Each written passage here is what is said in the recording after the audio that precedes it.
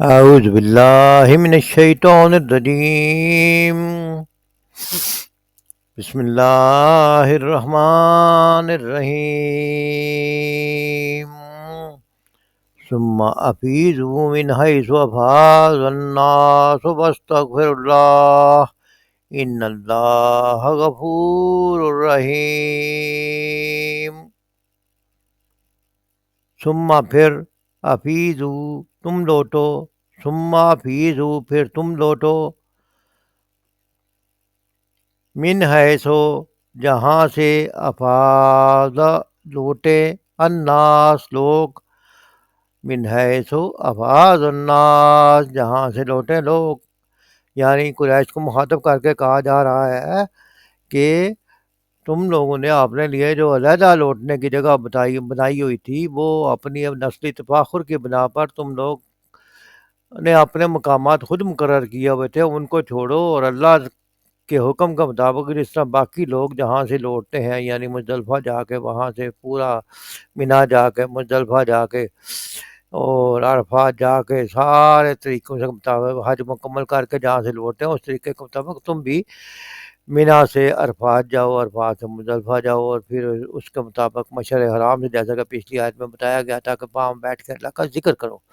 وَاسْتَغْفِرُوا اور مغفرت چاہو اللہ سے، یعنی اللہ سے معافی مانگو، یعنی تم لوگوں نے اپنا جو طریقہ گڑھا ہوا تھا اس پہ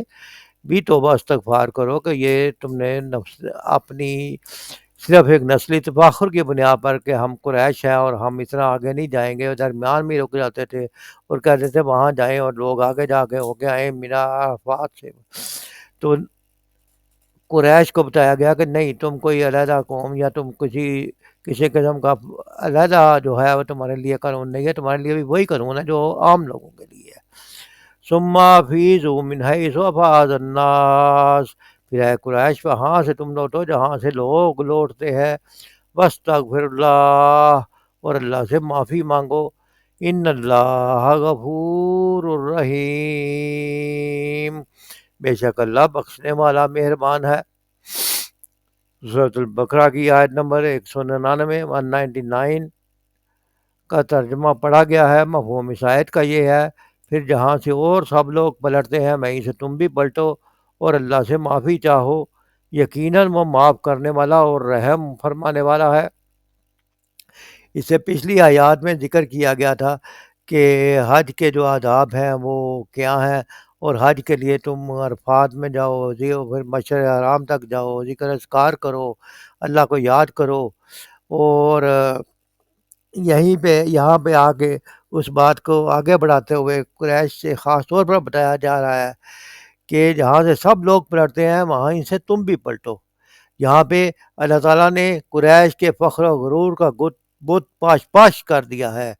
حضرت ابراہیم اسلام کے زمانے سے عرب کا معروف طریقہ حج یہ تھا کہ 9 ذی الحج کو مینا سے عرفات جاتے تھے اور رات کو وہاں سے پلٹ کر مزدلفہ میں ٹھہرتے تھے، مگر بعد کے زمانے میں جب رفتہ رفتہ قریش کی سرداری قائم ہو گئی تو انہوں نے کہا ہم اہل حرم ہیں، ہم سردار ہیں، ہمارے مرتبے سے یہ بہت بات بالا تر ہے کہ ہم اہل عرب کے ساتھ عرفات تک جائیں، چاہتے انہوں نے اپنے لیے خود ہی طریقہ جو ہے وہ گھڑ لیا اور یہ شان امتیاز قائم کی کہ مزدلفہ تک جا کر ہی پلٹ آتے اور عام لوگوں کو عرفات تک جانے کے لیے چھوڑ دیتے تھے، یعنی مینا سے جب عرفات جاتے ہیں تو یہ لوگ عرفات تک نہیں جاتے تھے بلکہ رستے میں مزدلفہ تک ہی رک جاتے تھے۔ یہ بات اتنی بڑی کہ جو لوگ قریش کے خلیف تھے ان کی شان بھی عام عربوں سے اونچی ہو گئی اور انہوں نے بھی عرفات جانا چھوڑ دیا، تو یہ اونچی شان جو اپنے لیے بنا دی گئی، نسلی تفاخر قائم کر دیا گیا، اسی فخر و غرور کا بت اس آیت میں توڑا گیا ہے۔ آیت کا خطاب ان سب کی طرف ہے،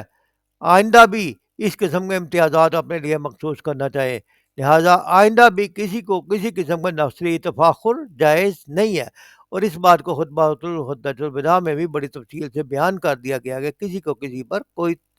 فوقیت نہیں، الا یہ کہ کوئی تقوی والا ہو۔ ان کو حکم دیا جا رہا ہے کہ سب لوگ جہاں تک جاتے ہیں انہی کے ساتھ جاؤ، انہی کے ساتھ ٹھہرو اور انہی کے ساتھ پلٹو، یعنی اگر وہ عرفات تک جاتے ہیں تم بھی عرفات تک جاؤ،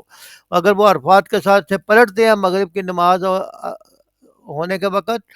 تو تم بھی اسی ٹائم پہ پلٹو، اور پیچھے تو تم غلطیاں اور گناہ کرتے رہے، اپنے نسلی تباہر کے بنا پر تم نے اپنے حج کو ناقص قرار دیا ہوا تھا، ناقص کیا ہوا تھا، اس سے اللہ سے معافی مانگو، اور اب تک جاہلیت کے فخر و غرور کی بنا پر سنت ابراہیمی کی جو خلاف ورزی تم کر رہے تھے، اس پر اللہ سے معافی کے طلبگار ہو۔ اس آیت میں غور کرنا چاہیے کہ ایک تو نسلی امتیاز کا خاتمہ کر دیا گیا ہے، جیسے قریش نے اپنے لیے نسلی تفاخر قائم کر لیا تھا، اور دوسرا یہ کہ مساوات کا حکم دیا گیا ہے کہ قریش کو کسی قسم کا جو ہے وہ اپنے لیے امتیاز روا رکھنا جائز نہیں ہے، بلکہ وہ مساوات کریں، اور حج میں بھی آپ دیکھتے ہیں کہ مساوات کا حکم جو ہے وہ جاری و ساری کیا گیا ہے، ایک ہی طرح کا لباس، ایک ہی جگہ سے احرام باندھنا، ایک ہی جگہ تک جانا، ایک ہی جگہ سے پلٹنا، ایک جیسے ہی جو ہے وہ شاعر بنا لانا۔ اول تو عام انسانوں سے اپنے آپ کو ممتاز کر کے رکھنا خود ہی ایک متکبرانہ فعل ہے، جس سے ہمیشہ ہی پرہیز لازم ہے، لیکن خصوصاً حج میں یہ قریش کا کتنا بڑا جرم تھا کہ جہاں لباس و آرام کی یکسانیت کے ذریعے اس کا سبق دیا جاتا تھا کہ احرام باندھ کر سب کے سب انسان برابر ہے، امیر غریب چھوٹے بڑے کولے کالے گورے عالم جاہل کا اس دربار میں کوئی امتیاز نہیں، عبادات میں قومی امتیاز اور نسلی برتری کوئی چیز نہیں ہے۔ اللہ کو کسی چیز کی قدر ہے تو وہ تقوی اور پرہیزگاری ہے۔ لہذا جب یہ عرب لوگ حج سے فارغ ہوتے تو بجائے اللہ کا ذکر کرنے کے حج سے فارغ ہو کر مینا میں جمع ہو کر اپنے باپ دادا کے جلسے کرتے اور ان کے فضائل باپ دادا کے حق میں بجا لاتے۔ اللہ تعالیٰ فرماتے ہیں کہ اس بے خدا شغل کو چھوڑ دو، اور اللہ تعالیٰ اپنے ذکر کی تعلیم فرماتے ہیں، اور فرماتے ہیں کہ اس کبیر رسم کی بجائے یعنی باپ دادا کا ذکر اور ڈینگے مارنے کے بجائے اللہ تعالیٰ کی حمد و ثنا تحلیل و تکبیر کیا کرو، کیونکہ انسان کو بزرگی اور برتری دینے والا، شرافت و عظمت عطا کرنے والا اللہ تعالیٰ ہی ہے۔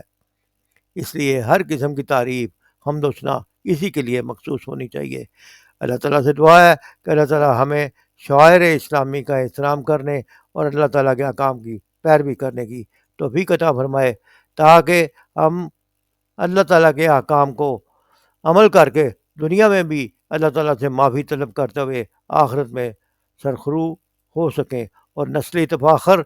جیسے قریش کو حکم دیا گیا ہے کہ تم اپنا نسلی تفاخر ختم کرو اور حج کے ارکان وہاں تک پورے کرو جہاں تک دوسرے لوگ پورے کرتے ہیں، تو اللہ تعالیٰ یقیناً معاف کرنے والا اور رحم فرمانے والا ہے۔ آئیے توبہ استغفار کرے، کسی میں ذرا سا بھی تکبر ہے تو فخر و غرور کا اگر بت ہے تو سارے بت فخر و غرور کے توڑ دیے جائے، اور اللہ وحدہ لا شریک کی پابندی کی جائے، اور کسی قسم کا